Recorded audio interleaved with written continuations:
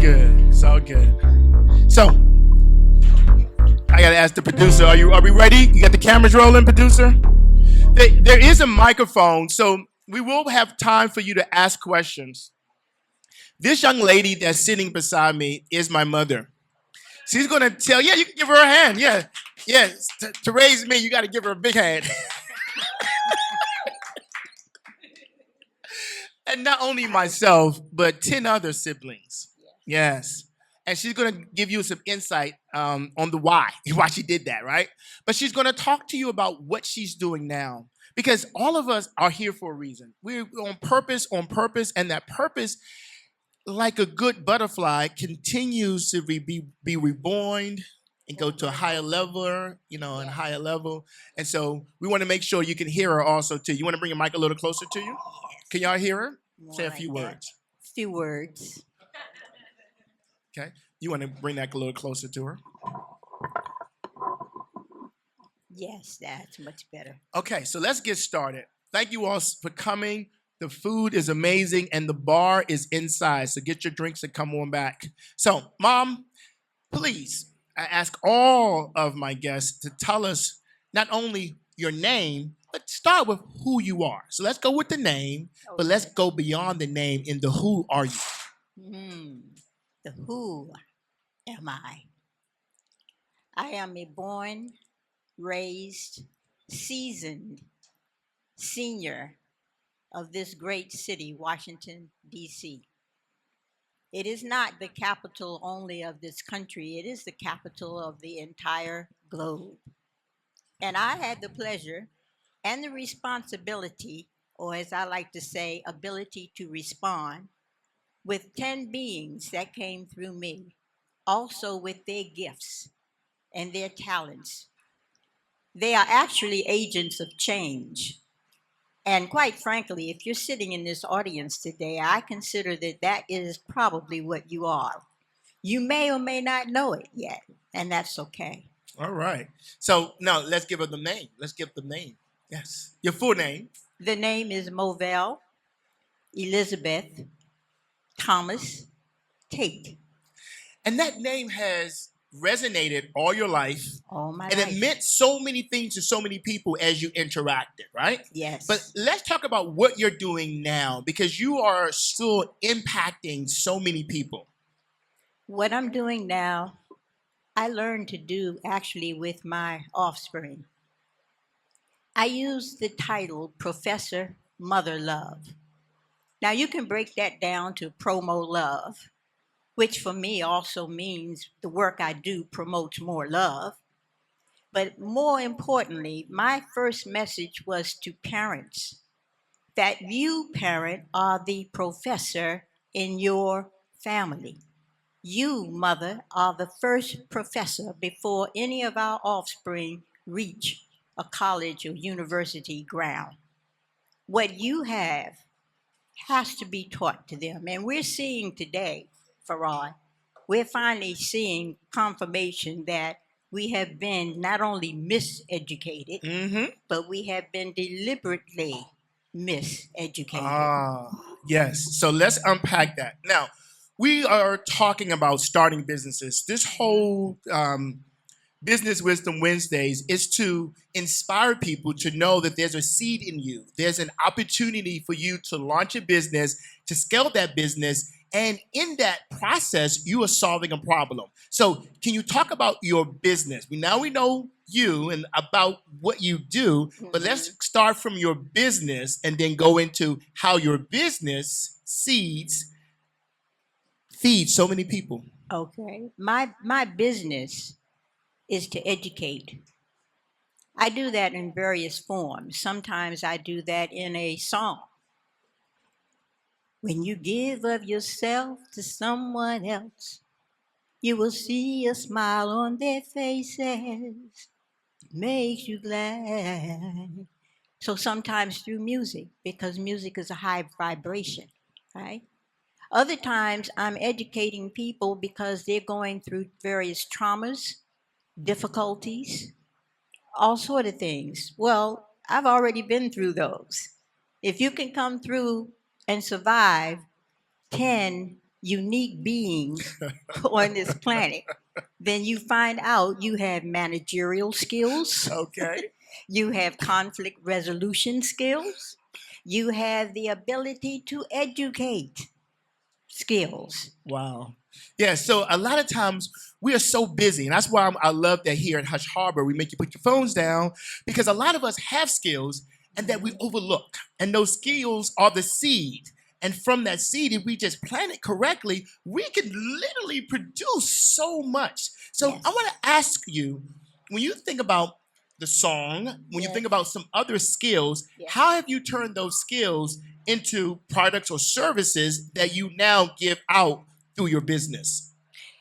The way I found that, and I'll be very honest with you, one of the major skills that I have is to be able to sit and listen to someone and ask them a question that they actually have the answer and didn't know that they had it. And in so doing, they're relieved of trauma. They are re educated to not only their weaknesses, but they find that those weaknesses can be transformed very quickly into strengths. But somebody has to sit there and ask the question and receive and acknowledge the answer. Through these same skills, that requires then communication skills. We tend to think communicating is what I say to you and what you say back to me. But think for just a moment. How many times have you said something to someone and you got no answer back? That's a non communication. And we don't know, we've never been taught that it carries a feeling with it. So that person may never want to speak to you again, and you don't know why. So, my ability to not only counsel, educate, entertain, listen to, etc., those skills, people do pay me for those. Everybody can't listen. Everyone can't listen. And so, with that thought, I'm going to kind of unpack that if I can. Because as I look out as our loved ones here, a lot of us have these unique skills. And sometimes we go through a trauma. We might lose a job, which is happening now, or we might discover that the job that I do have doesn't fulfill me. Right. And it's something that clicks to say, I can be doing more. Can you give us an example for those who are sitting out here who are still thinking, is there more for me to do? And how do I discover that so I can bring it to market? Like you just said, people pay you now for those skills. Yes. And one of the skills is your ability to listen within the conversation Yes. to be able to show people what's inside of them Yes. to bring it out. So give us an example on how do we do this so that people here can begin to think about monetizing that unique skill that makes them uniquely them. You know, we've been geared in this country as a people, all colors really, to go get a job. Like someone has a box of jobs to give out. Sorry, doesn't exist. I reared my young people to make a job. If you're going to go to school, get the information you need to help you do what you're inclined toward doing. Not something else that you're going to hate doing, you're going to be stressed out doing, you're going to have to drink alcohol in order to do it. And Lord help when the paycheck doesn't come. But rather doing something that you like to do. I got that actually in going through, I won't say a trauma, but looking for answers. How do I handle these young people? How do I get them to where they need to go? How do I facilitate that? And I was gifted to find a system that helped me to do that. And in so doing, I use an instrument, a survey instrument, that's 200 questions. When a person takes maybe 30 minutes of time to fill it out, I run it through a program and I get a graph. And the graph shows if you're happy, if you're stable, if you're composed, if you communicate, if you are responsible or not, if you are certain, It shows you points about yourself that you had no idea. Then, behind going over that with a person, I help them identify information that can help them actually rebuild that skill. And that happens not in years. And that's the beauty. It takes weeks to do a course to learn how to really be able to sit in front of another person, less than 3 feet or more, and really listen and duplicate what they said. Listen and And duplicate. duplicate. And so a lot of us have these skills, and I know for sure you all. I have filled out the form, and I'm like, wow, I did not know that sometimes I don't listen, even though I think I heard you. Right? I'm like, no, Yeah. I'm not listening, but because sometimes I don't want to hear, and sometimes I don't want to hear what I feel. And that disconnection is a block for me really performing at a high level. So Yes. my next question to you is, when you get someone clear enough to know that they can do and they get into doing something, can you give us an example of some transformations that you have seen people have because now they're living life with purpose, on purpose? Well, the first people would be my young people, my second generation, my third generation. I had nieces and nephews, maybe one or two of my own offspring, that didn't understand why we spent more time on the National Mall and the museums looking at the information that's been collected there than we did watching Woody Woodpecker on Saturday afternoon cartoons. They didn't understand then why I would have them look at where these tags come from on the cars and then look at and realize why are all these people coming here but we at home watching cartoons? What is in here? And I challenge them to find out what's here for you to know. Because when you know who other people are, you also know where and who you are. So some of those things I call it cognition, is when a person realizes, just yesterday, a 43-year-old second generation person took the survey and found out that they have weaknesses in communication, they have weaknesses in judgment. In other words, you either can effectively and correctly judge someone's character or you are being critical. Critical. And you criticize people and you don't realize that you do that. We actually have been taught that learning is sitting in front of a space, listening to somebody tell you what to read, when to read it, and expect you to come back and memorize it. That's not learning.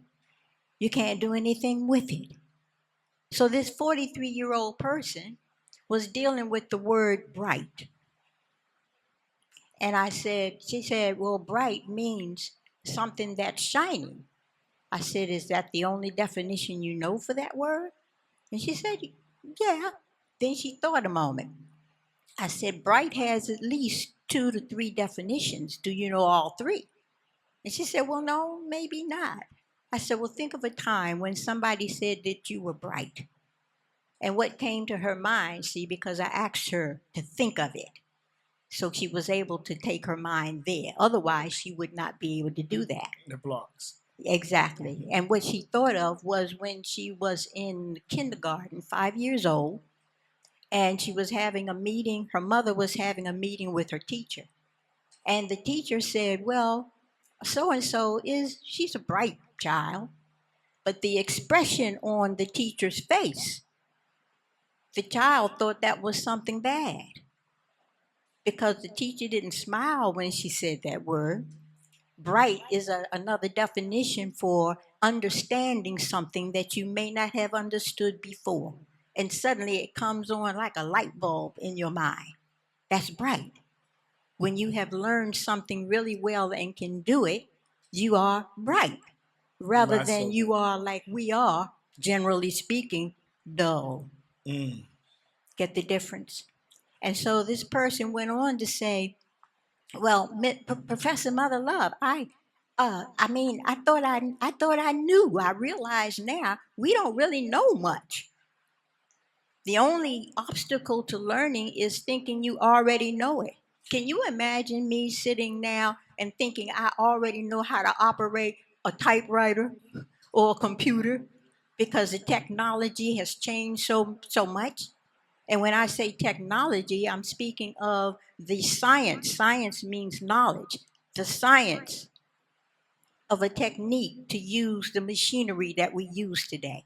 Yeah, so many of us think we know, and it's actually a block. It's and a we block. might know what we're doing, and we might just know how to do what we're doing. Yes. Again, that might not be the best way. Exactly. And if we're not in tune to be forever learning, we Right. get stuck and We quit. get So stuck. for those people who want to learn more about what you do, is there a website? Is there an email? How do we get connected to you? You can actually find me on Facebook. Professor Mother Love is there.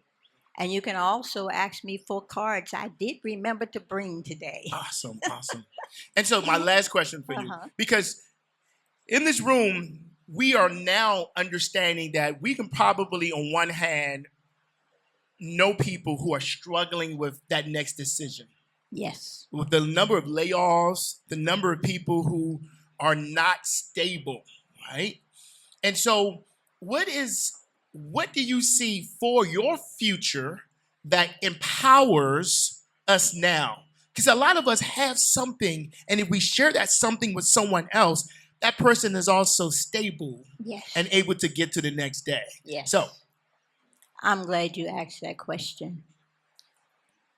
The age that I am now, the knowledge that has been granted to me by whatever you call that which you consider to be supreme or higher than yourself, I must now transfer to others.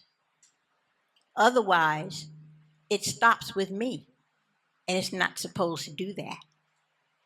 But what I want you, or I would like you to know, is that that too is a byproduct of our experience on this land for 400 years. Is that if we know something, we better not tell somebody. If you know how to read, you better not let the master know you know how to read. That time is over. yes, it is. So each and every one of us that has a skill, that has a unique gift, we need to share that gift with others. What I do that helps a person come up out of a trauma, someone else must know how to do that to help me come up out of trauma, if that's the case. Every one of my offspring need to know how to handle theirs. I won't be here forever. So I'm glad I had this opportunity today. I'm glad also. Can y'all please give her a round of applause? No matter what stage you're in, entrepreneurship is real and you have something to give. And I do believe that you have many more years of giving your gift. Thank you so much. Thank you. It's been a pleasure.